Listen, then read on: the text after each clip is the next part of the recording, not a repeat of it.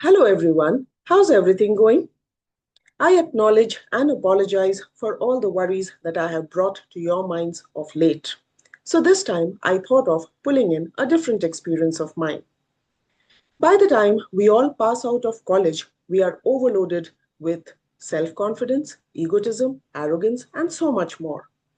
Paradoxically enough, this brief stint at college with all our friends by our side makes us believe that we rule the world. I had passed out of college and had just entered the domains of the corporate world with the same belief. Mobile phones had just begun grabbing every human, including me, and I had developed this habit of regularly calling my sibling to describe all the office stories. I was a sincere employee, but who said sincere can't make mistakes? On one such day, when I had made a mistake, I was yelled at by my reporting manager, and that too in front of all the other colleagues belonging to our department.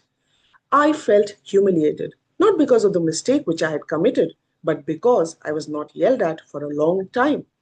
I grabbed my mobile and walked into the desolate cafeteria to call my sibling. She disconnected. She might have been busy. I returned back to the office desk, pretending to be all normal. But that incident had pricked me hard, hard enough for me to decide upon writing a mail to my sibling. Mentioning my manager's name vividly in that email, I narrated the entire incident in the harshest of my words. That incident had overwhelmed me strongly and negatively enough that my manager's name was resonating in my mind, to the extent that in the two part of the mail I mentioned my manager's email ID instead of my sibling's email ID.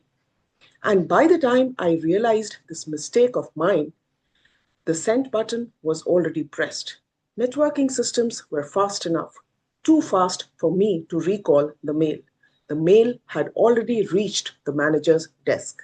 And as I held my forehead in all the foolishness and carelessness of another mistake which I had just committed, my manager had already walked up till my desk, asking me to meet him in the meeting room.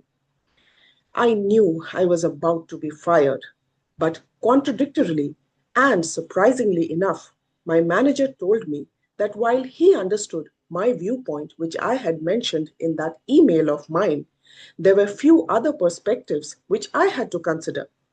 He walked me alongside all the consequences and aftermath that my mistake could lead our team into.